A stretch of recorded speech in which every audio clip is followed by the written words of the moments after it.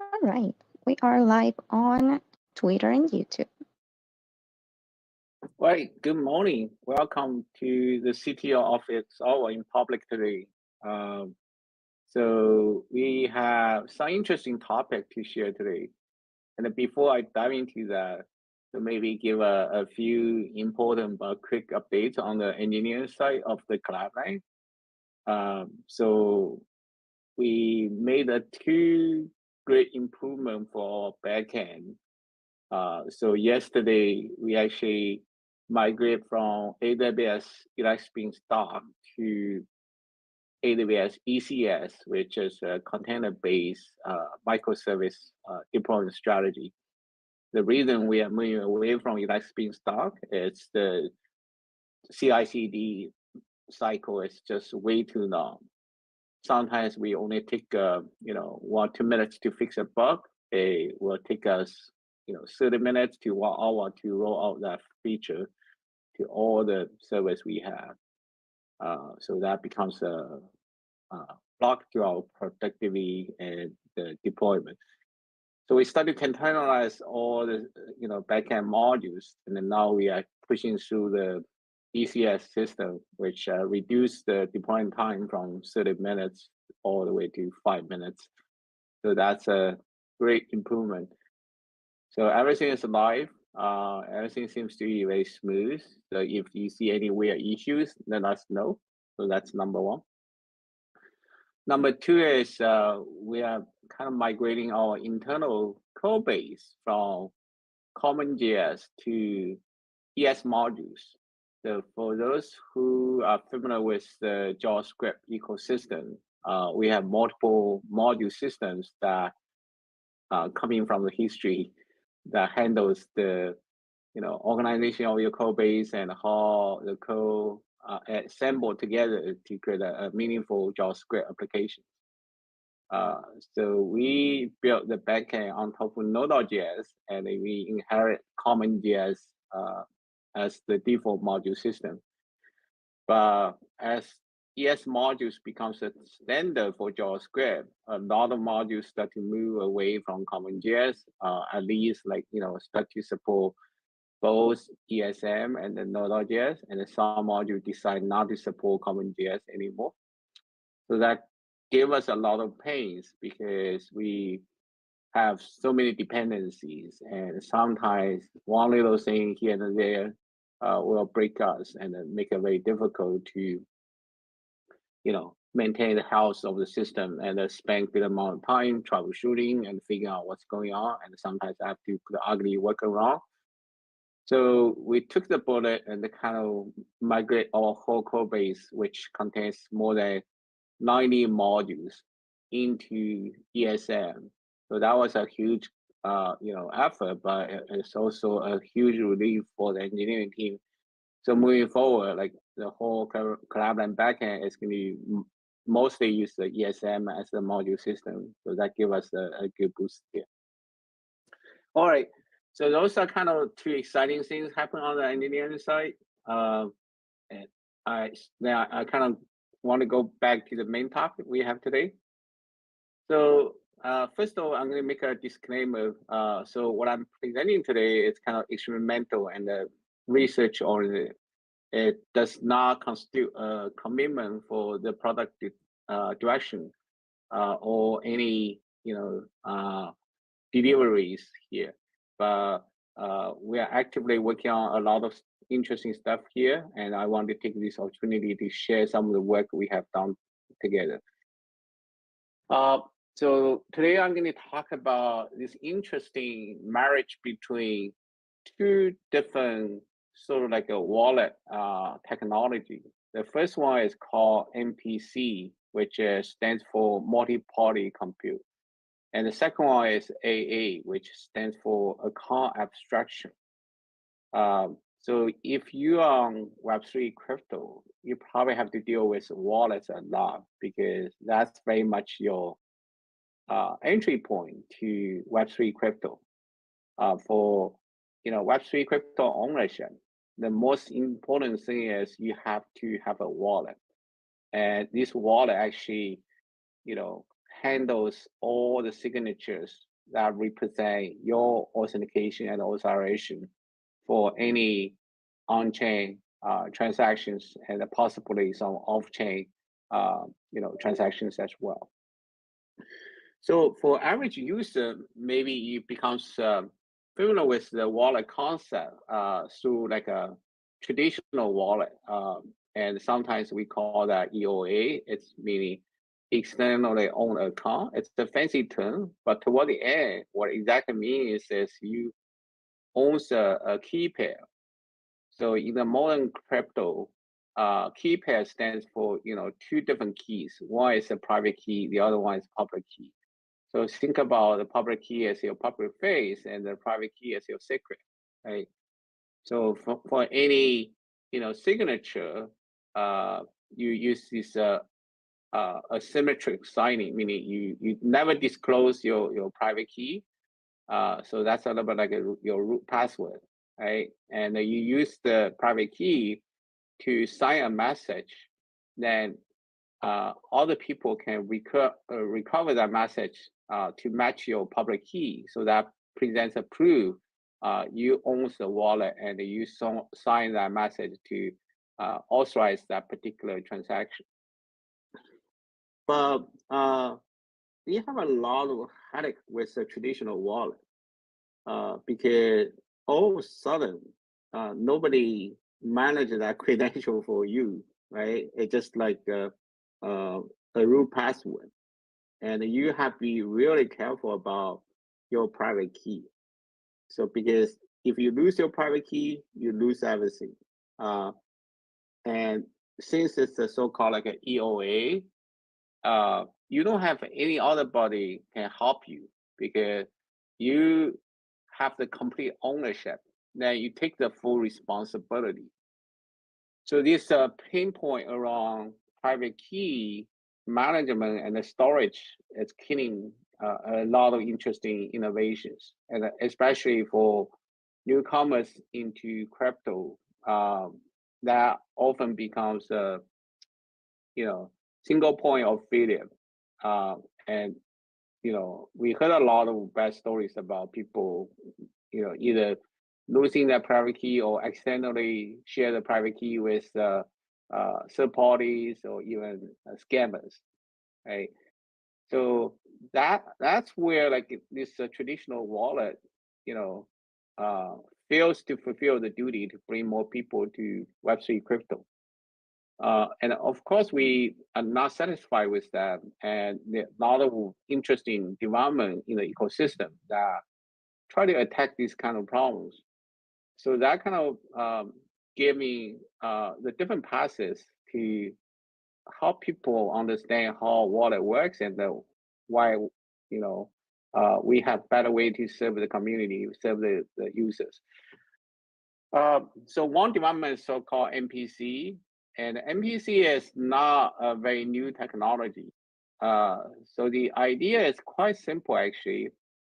Instead of have one single private key, which becomes a single point of failure, so MPC kind of built a network, and the network will be operated by multiple parties, right?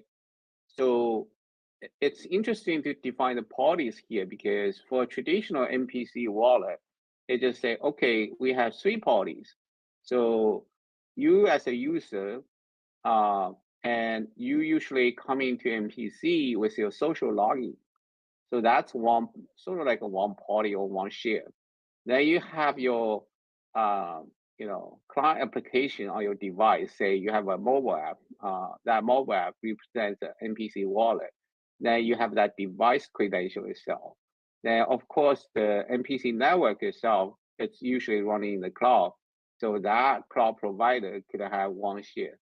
So that's a typical MPC wallet. Like say, okay, you divide the private key into 3 shares, and you define a structure holder. Like say, okay, you need to have 2 out of 3 to sign a transaction. So that becomes the starting point of the MPC journey. So instead of have one single point failure, you kind of partition the private key into multiple shares. Then you define structure holder. Like So that's a little bit like a multi-sig concept. It's just a different technology, right? Raymond? So that's one direction. And second direction is people are thinking about, okay, EOA becomes such a pain point. How do we mitigate that issue from the smart contract perspective? Because we already had good success with smart contract-based wallets like NoSafe, right? So the idea is quite simple. Like instead of have this externally owned account, what about we introduce a account system onto the blockchain itself? Then, of course, that account itself is a blockchain smart contract, right? So you now have some logic in that smart contract to really fulfill the duty of a wallet, right?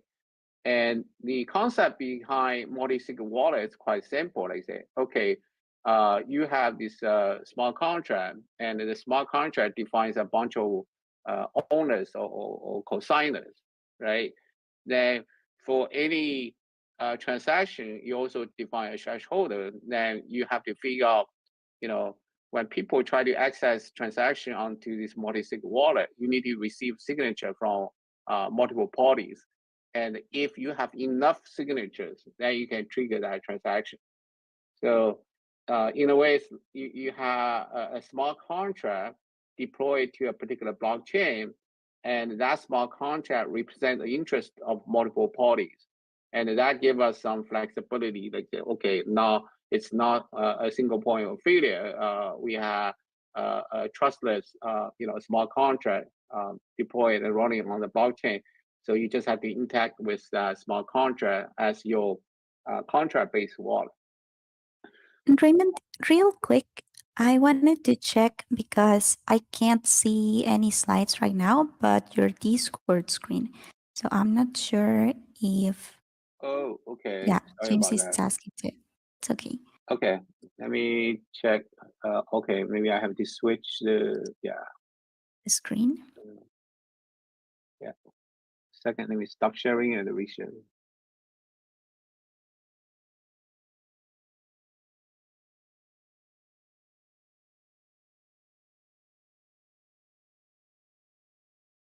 I see.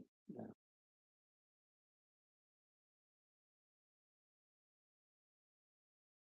All right, can you see my screen now? Yes, that's coming through. Cool. All right, sorry about that. Didn't realize the first tab is the application sharing and it only shows the Discord screen. And unfortunately, I didn't play through any slides too much, so this is actually the right starting point. All right, so I try to recap a little bit. Like I kind of started to introduce the concept of wallet and why the traditional wallet failed to deliver the promise to bring new people to blockchains, Web3, crypto, and there's some exciting development in the industry, which is leading to two different passes. One is called MPC wallet, the other one is called account abstraction. And account abstraction as a new baby in town, which is coming from this specification called ERC 4337. Really, that formalized the concept to have an account on the EVM compatible blockchains, and it defines the necessary ingredients and even introduce a new mempool to handle this type of transactions without disrupting the consensus and the infrastructure from the EVM blockchains. So today, my main topic is how do we connect the dots? What's the differentiation between these two different type of passes, and why it matters if you could get the best of breeds from both parties. So kind of jumping to the MPC wallet a little bit. So as we first kind of disclosed as a research project at East Stanford, and we continues to work our partner to build up the network and start to build up use cases on like a platform such as Discord to have people get the benefits of this MPC wallet without being trapped in a lot of technical details there. So as I kind of said at the beginning, really the concept of MPC network is to say, hey, instead of have one private key, you can actually divide the private key into multiple shares, right? Then once you divide that into multiple shares, every single share can function as a full private key. So if a user ask the MPC network to sign a message, what it does is, okay, let's get some of the private shares that's operated by different operators, and have each of the private key share to sign the message. So that becomes a partial signature. So that means, if we have 5 shares, then we will give 5 partial signatures. So if you don't have a chance to get majority of the signatures, you can now really compose them back into a fully functional signature.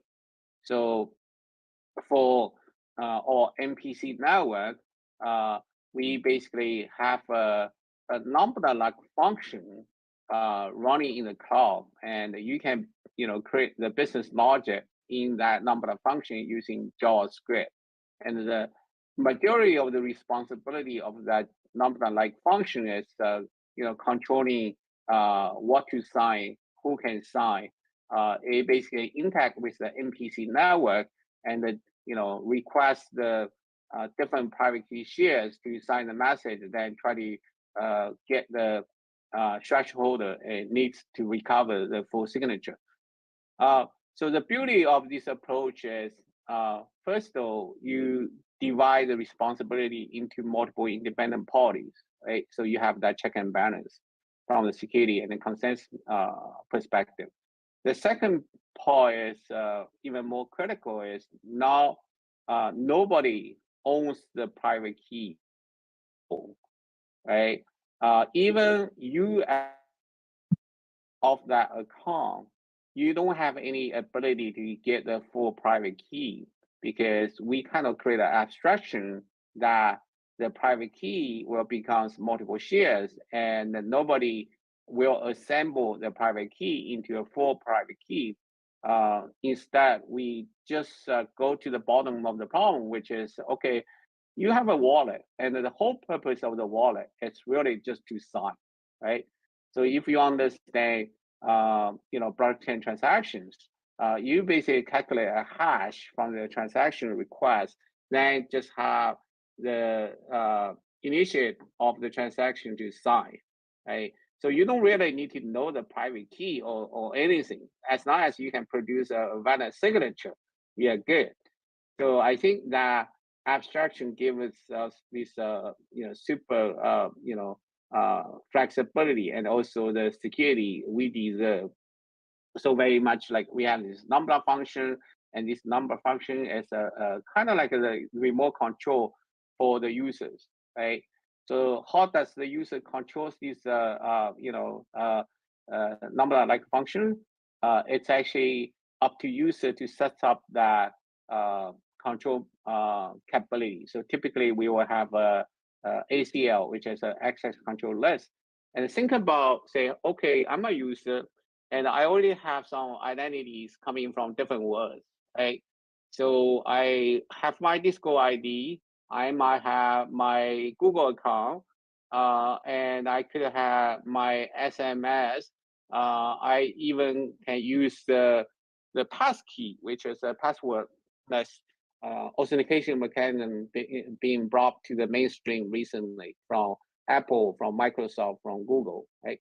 So now the user have more identities than they need, but on the other hand, they could have multiple factors to decide for that number function who will be authenticated, who will be authorized. Imagine you are a Discord member, right? And you acquire this MPC wallet from Collab.Land. Then of course your Discord credential can be used to control this number function, or you can add your traditional wallet, such as MetaMask, as a signing party to that number function as well. So it's up to you to decide who controls the number function, then the number function is your proxy to the MPC network.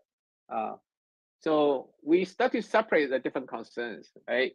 So in a way, the key management is a duty of the MPC network. Then the signing becomes the responsibility of the lambda-like function. Then the authentication and authorization is controlled by the user. And how do you control that? Is through this multi-factor authentication and authorization, right? So this separation of concerns really give us the best of breeds from the different areas. So the bottom line is now with MPC, especially the MPC technology, we have been working with our partners. It's give you this brand new user experience, which is very different from the EOA wallet, and it's also very different from first generation MPC wallet, right?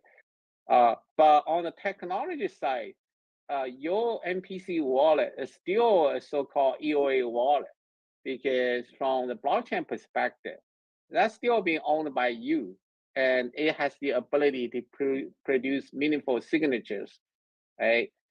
So that it's an interesting paradigm, because first of all, you get this fancy EOA wallet. Sometimes we can call that a small EOA wallet, right? It has some intelligence in the lambda function, and you have the full control how that lambda function will work on behalf of you, right? So I don't want to go too deep into that, but just for your information, if you join early stage from Collab.Land, I think Anjali and our team members have demonstrated this mini app called Kudu's mini app, right? So Kudu's gives digital notes or thank you from one to the other. And behind the scenes, there's some interesting technology there as well. First of all, it's so-called verifiable credentials. So verifiable credentials is basically it's a signed message to witness some claim, and that claim is actually being digitally signed by the issuer to the recipient. So this way, it's a little bit like an off-chain transaction. I send a thank you to James, but to prove I actually gave this meaningful note to James, I have to sign that claim, right? So, but it's not an on-chain transaction. It does not have to pay any gas fees, but it's still a very meaningful credential. You can verify independently, because as long as you know my public key, you can make sure that thank you is actually coming from me to James, right? So the first version of the Kudu we have is actually use the Discord ID as the issuer and the recipient, right? So that works. From the user's perspective, you don't see much of a difference. But the introduction of the MPC wallet, especially, we really see this MPC wallet as the decentralized ID. So even though it's a wallet from the technology perspective, but we really want to promote, this MPC wallet, and we call this MPC wallet as a gmPASS. So gmPASS represent our vision, like really, this is your ticket to Web3. This is a path to a lot of interesting, journeys in crypto. But toward the end, we mostly see MPC as a, decentralized ID. So this decentralized ID give you a independent identity that's not controlled by any other parties. But on the other hand, it has the ability to sign messages, so it can become a meaningful factor in your Web3 crypto journey. So going back to the Kudu use case, make it easy for non-technical people to understand. Is like say, oh, okay, now we replace your Discord ID with this Ethereum-like address, right? Of course, it's a specialized PKH, decentralized ID, right? Then, so the the technical advance here is like, say, for traditional requests before, this gmPASS is introduced to the picture, it's like, okay, you get this digital thank you from Raymond to James, but the issue in that case was Raymond's Discord ID, right? So imagine if I decide to live Discord forever, then I kind of remove my account. Then all of a sudden, the digital thank you I sent to James will becomes a dangling, message, because nobody can verify. Okay, it's actually from Raymond, and Raymond used to have that Discord account, right? So that's a powerful Web2 kind of identity, which is not very good for verifiable credential. So now we have gmPASS, and we have this decentralized ID. So when I issue this, like a kudu note from my account to James' account, we no longer use the Discord ID as the issuer or recipient. So now we officially use the decentralized ID from the MPC network to sign the kudu claim. So that will becomes a fully fledged verifiable credential, and potentially you can claim that verifiable credential into your preferred system. For example, you could use Polygon ID, and we can generate a QR code, so you can start to collect all these digital verifiable credentials into your portfolio. And this non-financial reputational, credentials will become your valuable assets in the future. Really, not only you are building up a physical assets, but you are building a lot of digital assets, and these assets will become very, very valuable for your future journey. Right. So that's basically just a kick off that new adventure. Even though we hide a lot of technical complexity behind just this bunch of simple Discord/commands, I can talk, for 2 days about what's happening behind the scenes, right? So that's kind of the introduction of the MPC wallet. So it's to recap a little bit. MPC wallet handles a few different responsibilities. First of all, we have a network to handle the key management, and secondly, we have a number-like function that responsible to decide what can sign, what should be signed, and that opens the door to have different rules, even have the user to define the different criteria for the signing. So we kind of transform from a blank check EOA into a much more intelligent EOA. Then we also connect the dots here. It's like, okay, this is a brand new kind of technology, but we are mostly use that as a decentralized ID. And this decentralized ID will allow us to issue digital, credentials with this independent ability to verify. And of course, it could also function as a signer to other advanced wallet technology. So that's a segue to the next, technology we're going to talk about here, which is account abstraction, right? So I kind of steal this diagram from Alchemy. So they put together this very nice diagram to illustrate what exactly is account abstraction and who are the stakeholders in this account abstraction, right? So you are a user and you just come into Discord, right? So you don't have much experience about Web3 crypto, and you don't even have MetaMask wallet. So how do you meaningfully participate in any on-chain activities, right? So you are this poor user, you don't know too much, but you want to get some help, right?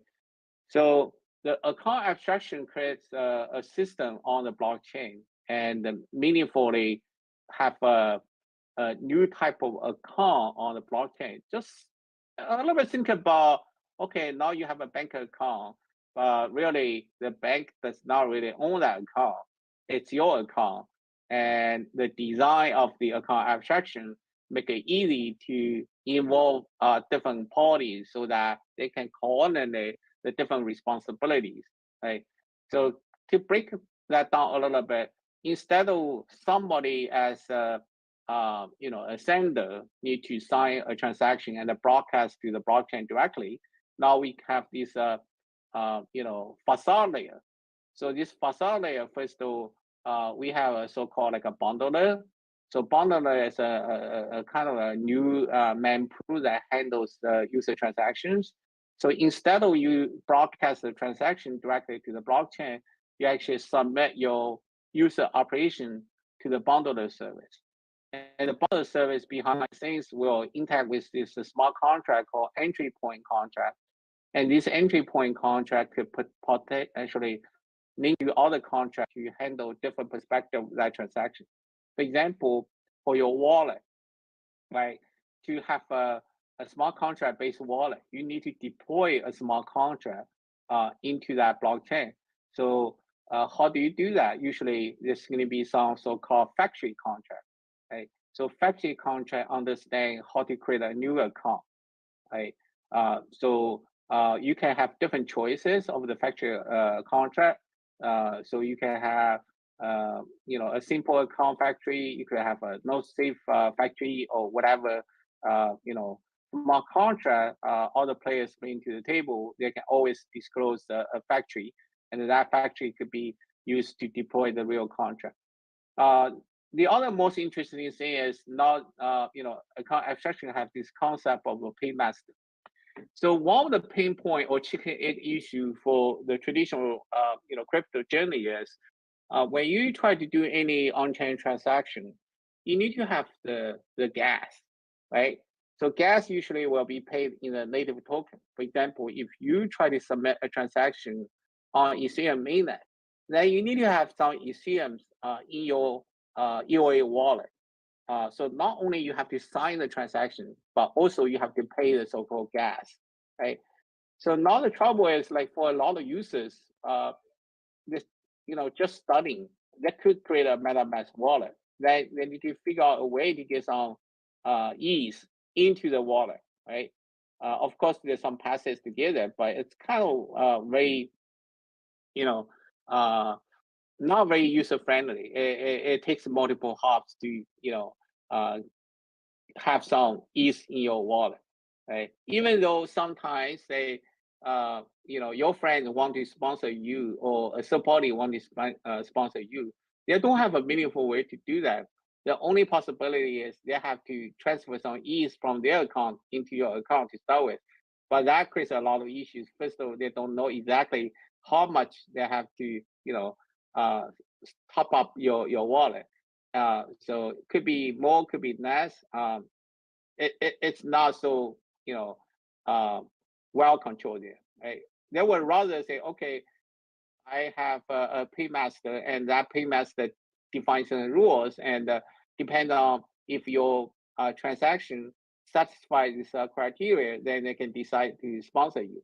So that removes that pain point. That okay, as a user, you don't need to have native tokens in your wallet.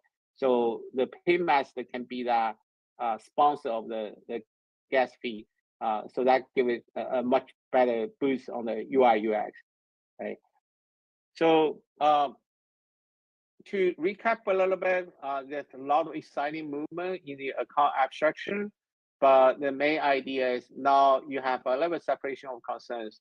So your EOA or even some other means will become the authentication layer. So you don't even need to have a EOA, and as long as this smart contract, so there's another concept in Cyberfeng called aggregator.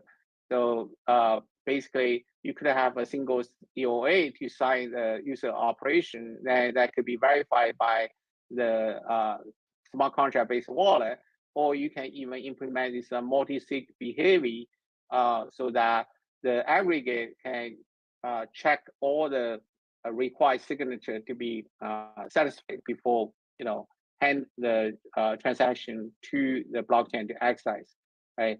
So that gives us a lot of new flexibility, but in reality, the EVM implement different authentication schemes so that the user experience will be much more improved.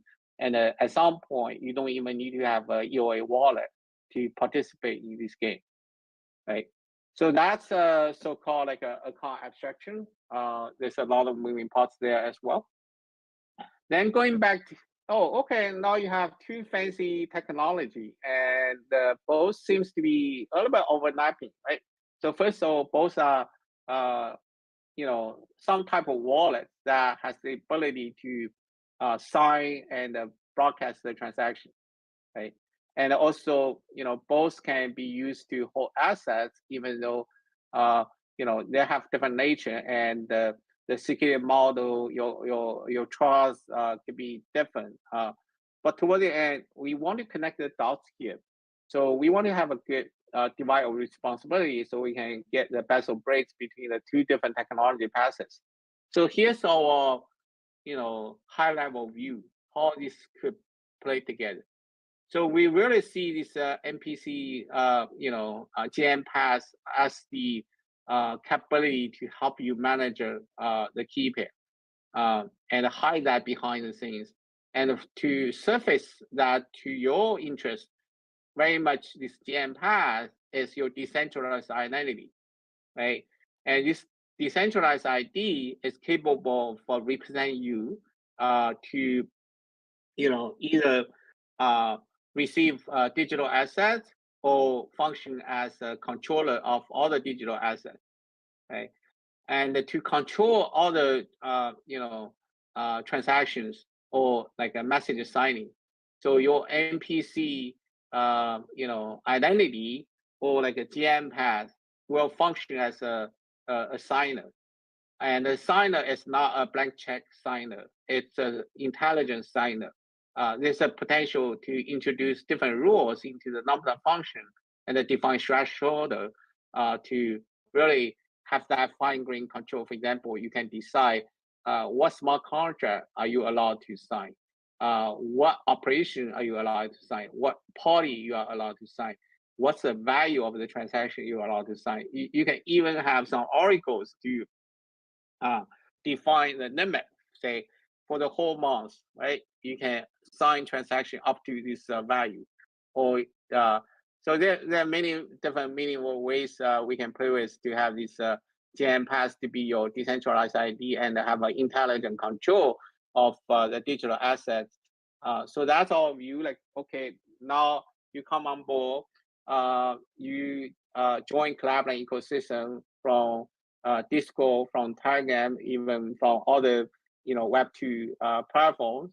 Then we'll equip you with this new MPC identity, and we call that as a gmPASS. So the gmPASS will immediately becomes your decentralized identity, and also can function as a controller to other digital entities. So that's the next thing is, okay, now I have this gmPASS and I have my decentralized ID. How do I meaningfully get a corresponding, account abstraction? So we make that easy for you. So we create a system that counterfactually map your gmPASS into a smart contract-based wallet.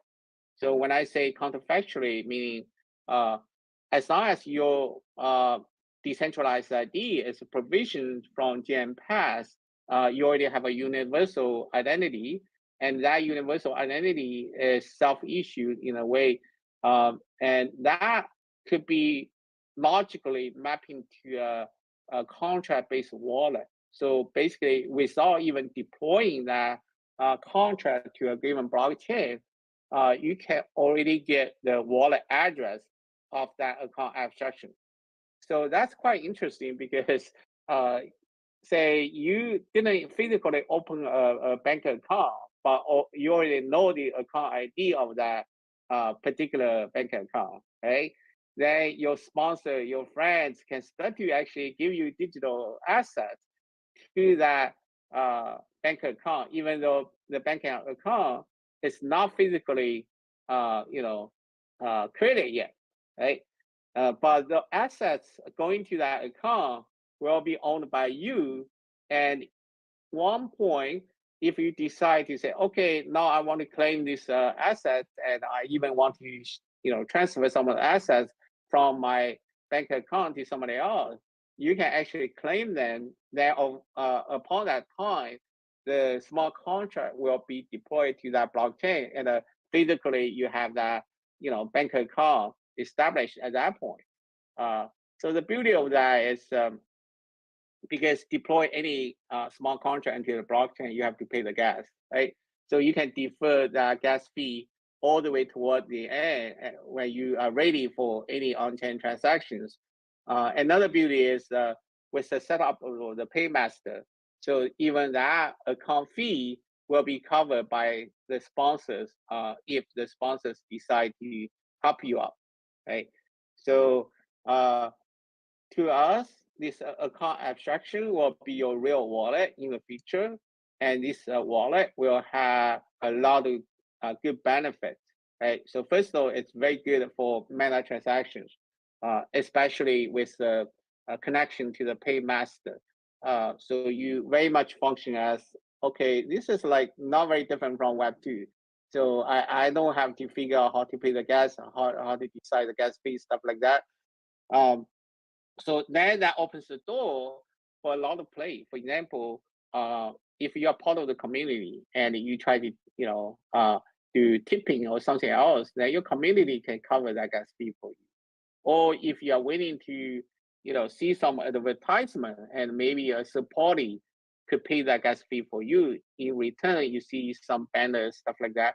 Or even going back to the say you could have set up an escrow account with the paymaster, and the escrow account pay all the transaction fees nicely. Then they give you a monthly bill. Then you can pay them back using your crypto or using your fiat, right? So there are a lot of interesting games which will help people to have this very smooth user experience over time.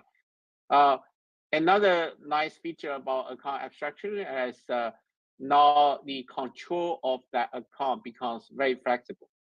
So of course you can use the gmPASS as a controller, and the gmPASS will be controlled by multiple factors. But you can also decide for this account abstraction, you could control that with multiple gmPASSes, or gmPASS plus a traditional wallet, or something else, right? That's a real multi-factor authentication coming to the blockchain.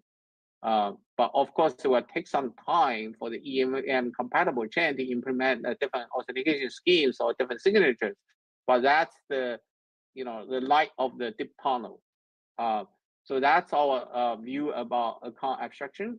And I briefly mentioned this concept of a counterfactual deployment that makes the things even more interesting. And also between MPC and AA, you can have one-to-many relationship. That means one gmPASS can potentially control multiple account abstraction wallets. And that comes into two different dimensions. One is for the different blockchains, right? You have to deploy different instances of the account abstraction, right? And you try to get the same wallet address on the different blockchains. That's number one. Number two is even on the same blockchain, you might want to choose different technology for your smart contract wallet. So you could use a simple account factory. You can use a most safe factory. And there's a new EIP that defines the extensibility or the modularity of this smart contract-based wallet. So you could opt into different wallet providers as your account, right? And the counterfactual deployment really set up this ownership from the gmPASS to the account abstraction wallets, right? And what's interesting, I mentioned that early on, is you don't really see your private key of your gmPASS. So there's a theoretical possibility you can transfer your gmPASS to somebody else without losing any, so the recipient don't have to be worried about, like, you still have some partial ownership of that gmPASS, right? So that again opens up another interesting idea, and of course that gmPASS controls a bunch of account abstraction wallet. So that whole tree could be, transferred to somebody else or even sell to somebody else. So there are a lot of interesting use cases behind that as well. Don't want to get into all the details, but toward the end, we built a working POC that utilizes the bezel braids from two sides. So in the POC, we actually, have a gmPASS. Now you already can claim on the Discord server from Collab.Land, and that's a little bit like a soft launch of the gmPASS. So we want to do some experiment there, make sure everything works smoothly, getting feedback from the community. Then whenever we are ready, we'll roll out the gmPASS to the broader communities. So the POC basically say, okay, as a Discord user, you can claim a gmPASS, and that's being backed by an MPC wallet, and that becomes your decentralized ID, right? Then, okay, with the decentralized ID, you can get your account abstraction address right away. You don't even have to look at, okay, I need to pay gas fee to deploy the contract. So as long as you choose the wallet factory address, like say on Polygon, on Optimum, right? So we have a deployed instance of that factory. Say this is a simple account factory, and we know the contract address already. And in the factory, typically there's a method called create account, and that's kind of starting point of your smart contract based wallet. And as long as you know what arguments you need to pass into that create account method, you can actually create a corresponding path that counterfactually give you the wallet address. So basically, as long as you know which factory you want to use and what arguments you're going to pass into the create account method, you get your wallet right away without paying the gas, without physically deploy the wallet. Then that wallet could be really deployed on demand when you start to engage future transactions. So in the demo, what we do is we claim the gmPASS, we get the corresponding account abstraction wallet. Then we want to send some funds to that smart contract wallet. Say, okay, I give that 100 Collab.Land tokens. Then we could submit a transaction controlled by the gmPASS from Discord to transfer 50 of the 100 tokens to somebody else. And then when you do the first transfer, that could trigger the real deployment of the smart contract. And that's with the help of some infrastructure from EIC 4337. The first one is called bundled service. That's how you submit user operations into the mempool and get bundles into the real blockchain transaction pool. And the second piece is so-called paymaster. So we can set up a paymaster with some infrastructure. And as part of this journey, you tell the system, oh, here's my paymaster, and here's a approval I am getting from the paymaster. And when you submit a user operation with the initial transaction with the paymaster, then the paymaster can decide, oh, okay, first of all, do I need to deploy the smart contract because it's the first time you do a transaction with this wallet, right? Then if that happens, we deploy it, and the paymaster could cover that. Then you do a ERC20 transfer from the smart contract-based wallet to somebody else. Then that's a real transaction, and then the paymaster again can cover that gas fee, right? And the paymaster have a lot of flexibility. It can use a native token, it can use a ERC20 token, and that ERC20 token could be your own digital assets, right? So this gives us a lot of flexibility. So I think we finally can actually connect the dots here. Like, okay, claim your gmPASS as a decentralized ID and as a signer, and then we counterfactually build up this account abstraction for you. So as a new user coming to Collab.Land from Discord, from Telegram, all of a sudden you don't have to worry about anything. You get your gmPASS from the MPC network. Use your Web2 credential, like a Discord credential, and you can improve the security of that gmPASS over time by registering all the factors. The second part is you get a meaningful abstraction-based wallet, and this wallet is really good at doing meta transactions. So I think interesting use cases like a tipping could be really carry on with this smart contract-based wallet. And you will see very much like a Web2 usage with the good security model and the ownership behind the scenes. So I think that's the best deal you will get from here. Sorry, I had to rush through quite a bit slides, and we actually have a working demo, and we'll decide when to release that demo. But here's the confidence we want to give you. This is a experimental effort. We are doing a lot of interesting research in Collab.Land and try to help user on board and help user go through this not so friendly journey to Web3 and the crypto. We are trying to help, and we will listen to your feedback and make your user experience even better moving forward. Okay, so very much that's all the materials I have, and want to give a little bit of time back, see if there's any questions, and we will probably distribute the pop there as well. Mm-hmm.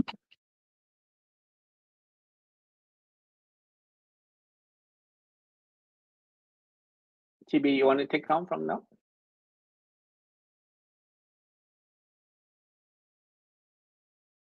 Absolutely. Well, if anyone has any questions, you can drop them in the chat or you can raise your hand and we will bring you up in the stage. But in the meantime, let's give out this POAP. So for everyone in the audience, if you would like to claim today's session POAP, all you need to do is to use the / command POAP claim. You can write it down in the state chat or in the general chat. It works in any of the chats of the server. Again, it's / command POAP claim. And you will see that it asks for a claim phrase. And that claim phrase is account abstraction. All lowercase with no spaces in between. Again, that's account abstraction. Once that you write that down, hit enter and you should receive your link to claim the POAP. Please let us know if it's working. I just got mine, so let's go ahead and claim it. See that Scooby was able to claim too. That's exciting. Awesome. Thanks, everyone. Once again, just in case, if you would like to claim the POAP for today's session, you need to use the / command POAP claim. I will send it in the chat as well. So it's POAP claim. If you're in the state chat, you can click that command and that should work. And the claim phrase is account abstraction with no spaces in between and all lowercase. Awesome, thanks everyone. We really hope that you like it.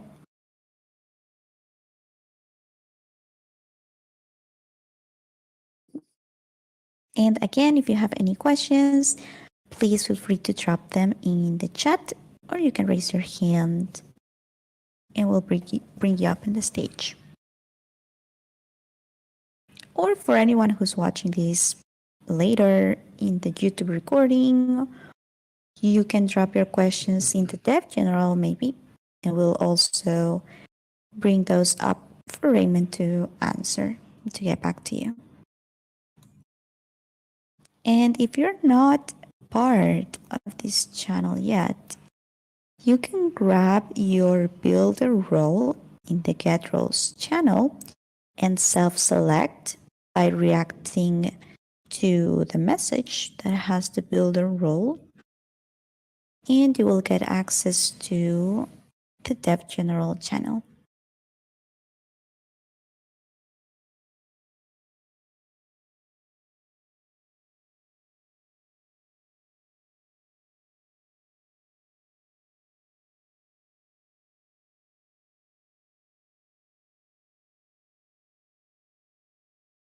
Oh, I'm really glad that you guys liked it. Right, well, I don't see any questions right now, so I think we can wrap things up. Oh, I see one more person asking for the secret phrase, so let's repeat that one more time. Again, the secret phrase is account abstraction. Account abstraction, all lowercase, and with no spaces in between. This is for KBash, so please let us know if it worked.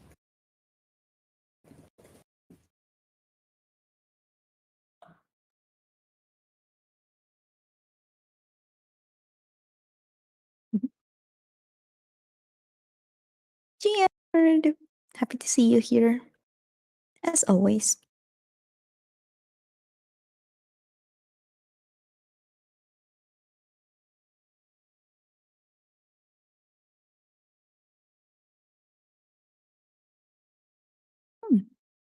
Right, looks like we have a question, Raymond, in the chat from AI Planet.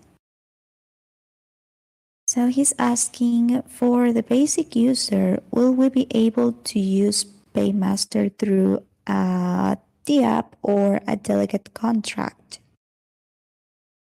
Yeah, so that's a great question. So basically, the gmPASS is a starting point to control a abstraction wallet, but we want to make sure uh, we surface that capability for decentralized apps, and we are working on some interesting POC as well. For example, we could wrap up the gmPASS into a wallet connect. So in a way, once you have the gmPASS from Collab.Land, you can potentially surface that through the wallet connect for any other decentralized apps. Then you could just use the gmPASS to sign the transaction to control the account abstraction or whatever thing you have to control.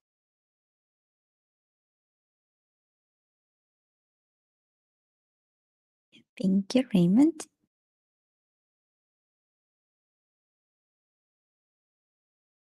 Oh, AI Planet, I'm trying to send you a kudos, but it looks like you don't have your gmPass yet. So you can claim it now. I think next Alliance also had a question like say the new wallet I play into my Collab.Land bar. So how did you see that? Do you use a Let's Go flow or?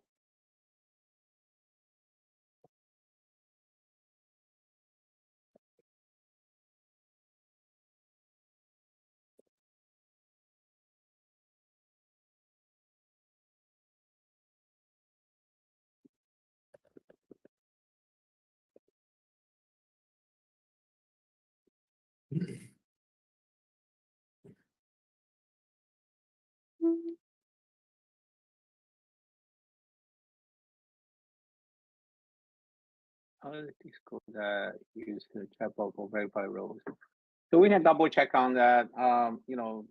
As in a way, the gmPass is a specialized wallet, but really we want to make sure people understand this is a starting point, and we want to use the gmPass as a decentralized ID instead of a wallet. So don't try to send any asset to that wallet. So that's a disclaimer we want to make here.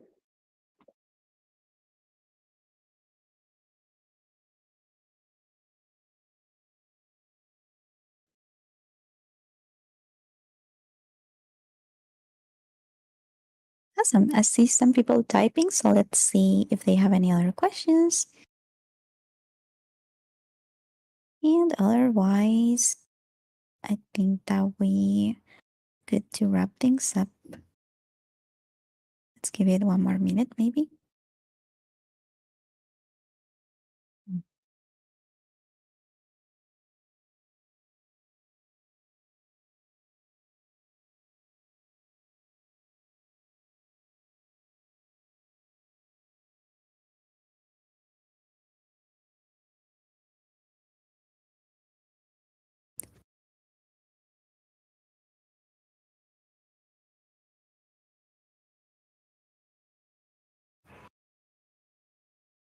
All right, we do have one more question, Raymond. This is from Lofty. Oh, that's the right way to pronounce it. But they're asking, I noticed that the gmPASS create an address for individual. How will the address be used? Does it has a passphrase to be used on other wallets? So again, we have been emphasized this will become your decentralized ID, and at this point, don't use that as a wallet.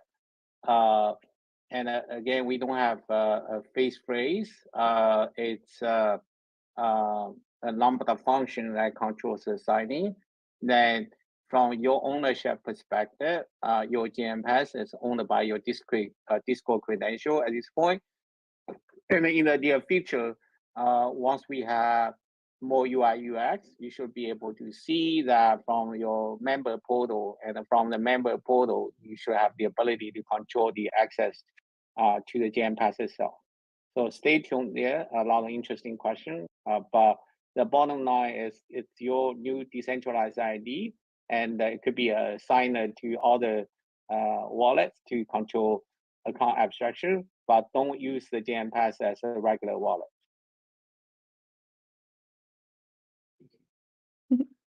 Thank you for asking.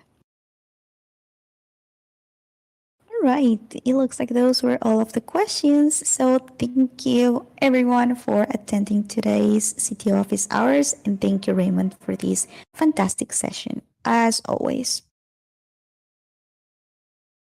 Thank you. See you next time.